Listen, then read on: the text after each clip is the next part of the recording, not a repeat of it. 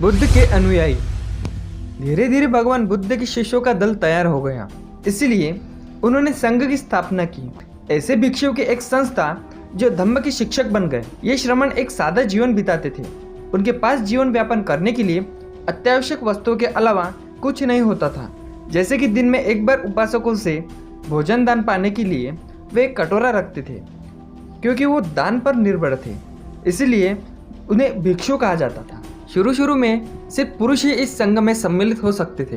बाद में महिलाओं को भी अनुमति मिल गई। बौद्ध ग्रंथों के अनुसार भगवान बुद्ध के प्रिय शिष्य आनंद ने उन्हें समझाकर महिलाओं को संघ में आने की अनुमति प्राप्त कर ली। बुद्ध की उपमाता महाप्रजापति गुमती संघ में आने वाली पहली महिला भिक्षुणी बनी। कई स्त्रियां जो संघ में आई वो धम्म के उपदेशिकाएं बन गई। आगे चलकर वो थेरी बनी। इसका मतलब होता है ऐसी महिलाएं जिन्होंने निर्वाण प्राप्त कर लिया हो। बुद्ध के अनुयायी कई सामाजिक वर्गों से आए थे, जिनमें राजा, धनवान, गृहपति और सामान्य जन, कर्मकार, दास, शिल्पी आदि सभी शामिल थे। एक बार संघ में आ जाने पर सभी को बराबर माना जाता था, क्योंकि भिक्षु और भिक्षुणी बनने पर उन्हें अपनी पुरानी पहचान को त्याग देना पड़ता था। संघ की संचालन पद्धति गणों और संघ के परंपरा पर आधारित थे। इसके तहत लोग बातचीत के माध्यम से एकमत होने की कोशिश करते थे। अगर ये संभव नहीं होता था तो मतदान द्वारा निर्णय लिया जाता था।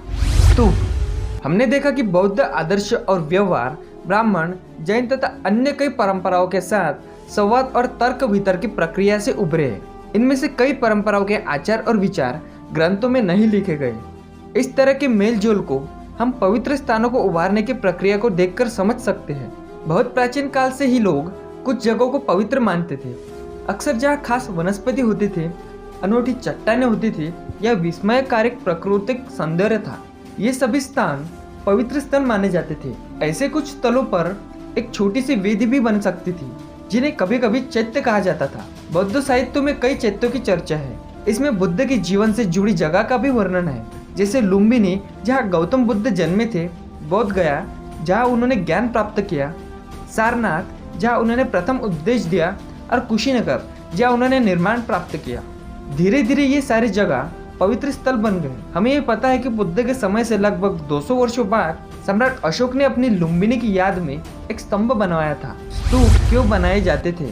ऐसे कई अन्य जगह थी जिन्हें पवित्र माना जाता था। इन जगहों पर बुद्ध के जुड़े अवशेष जैसे उनकी अस्थि या उनके द्वारा प्रयुक्त सामान गाड़ दिए जाते थे। इन टीलों को स्तूप कहा जाता था। विशेषज्ञों का मानना यह है कि स्तूप बनाने की परंपरा बुद्ध के जन्म से पहले की रही होगी, लेकिन वो बौद्ध धर्मों से जुड़ गई, क्योंकि उनमें ऐसे अवशेष थे जिन्हें पवित्र समझा जाता था। इसलिए समूचे स्तूप को ही बुद्ध और बौद्ध धर्मों के प्रतीक के रूप में प्रतिष्ठा मिली। अशोकादान नामक एक बौद्ध ग्रंथों के अनुसार सम्राट अशोक ने भगवान बुद्ध के अवशेषों के हिस्से हर महत्वपूर्ण शहर में बांटकर उनके ऊपर स्तूप बनाने का आदेश दे दिया।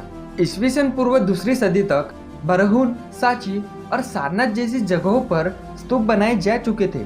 दोस्तों, आपको अगर हमारा वीडियो अच्छा लगा तो लाइक करें, शेयर करें और कमेंट करें, और हमारे चैनल तेजस ऑन फैक्ट को सब्सक्राइब करना ना भूलें, ताकि हमारे वीडियो की हर एक नई अपडेट आपको मिलती रहे। धन्यवाद।